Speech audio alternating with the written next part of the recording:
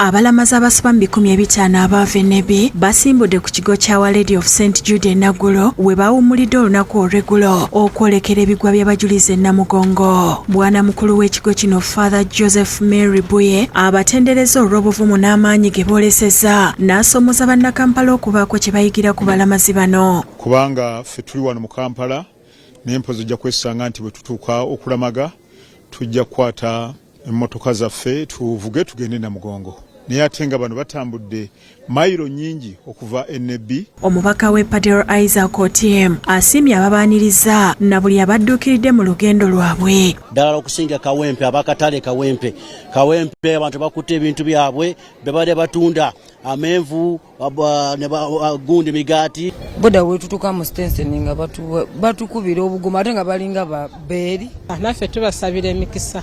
Mukama abadizeewo gye bajje. Abalamazi bano mulimu n'omwana ow'emyaka 11 ng'ono afunye omuzira kisa Florence Kibuuka amuwadde school fees okumala omwaka mulamba.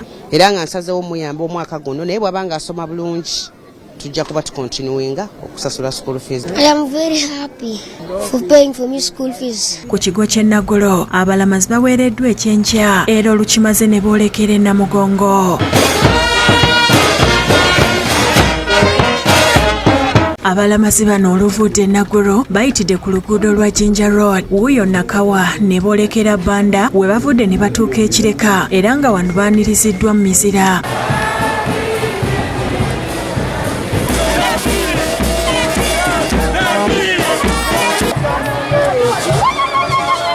Bwe bavudde wano batambudde okutuuka e Namugongo bakirobwedda gye bayita ng'abantu abakubira enduulu n'okubawuubirako okubakulisa olugendo.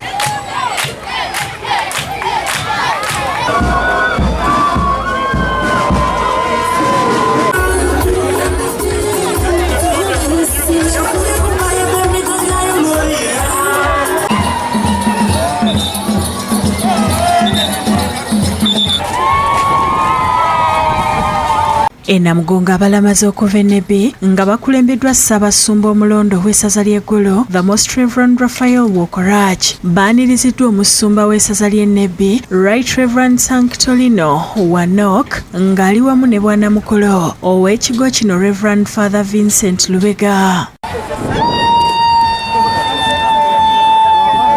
Today the shrine is opening the door to receive all the pilgrims, and the rector of the shrine will give the key of the shrine to Nebi Catholic Diocese. Father Lubega alambuludde ku nteekateeka ezigenda okubeera ku kiggwa omwaka guno nga basuubira abalamazi akakadde kalamba n'emitwalo 3. Basuubira abalamazi miliyoni 1.3 era bonna tubeetegekedde.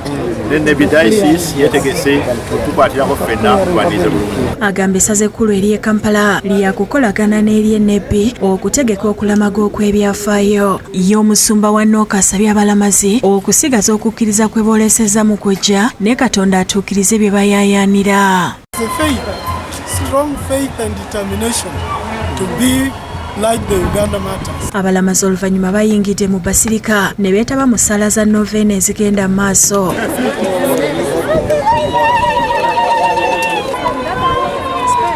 Ku kiggwa n'abalamazi okuva mu bitundu ebirala bakyagenda mu maaso n'okutuuka wakati mu byokwerinda eby'amaanyi. Nyombi Kenneth ne Ronald Kakooza be bakusakidde eggulire lino ku Lwabukedde TV. Abamu ku balamazi betulondodde bavudde mu disitulikiti y'e Masindi nga mu kiseera kino batuuse Matugga ku kanisa y'ekigoogwa Church of Uganda bwe basoose okuwummulirako okufuna ekyemisana. Ku balamazi bano kuliko omukadde w'emyaka 80 saako omwana w'emyaka 10 nga bano basangiddwa nga banyiga ku binywa nga n'abalala badde batenderiza omutonzi. Oluvannyuma beeyongeddeyo n'olugendo era bwe buzibidde nga batuuse ku kanisa ya Lwadda Church of Uganda e Matugga bwe basuze okulaba nga olunaku olw'enkya babukeereza nkokola okutuuka e Namugongo. We have now spent the sixth night. This one will be our last night at Matugga, and tomorrow on 30th believed to be at the Anglican site at Namugongo. Reverend Canon Joshua Bugonza akuliddemu abalamazi bano ayogedde ebbanga libaakamala makubo. And we thank Masindi team We thank our MOPs who have supported us. We thank the families, individuals who have supported us with the water, food, and all the churches where we have rested from. They have given us good opportunities and water and everything. May the God bless you all. Ate Ashraf Sekandi w'emyaka 10 agamba nti alamaze okusobola okufuna amagezi ku ssomero. Bachwamagana na mugongo kurubata abwa okona kufuna magezi. N'abalamaze okuva eggulu ne lira batuuse ku kanisa ya St Peters Naggulu bwe bagenda okusula okumala ennaku 2. Bano kuliko abakatoliki n'abakristaayo nga bano bagenda kumalawo ennaku 2. Reverend John Musa Rakol asangidwa mu kifo kino ategeezezza nga bwe basuubira abalamaze olukaaga.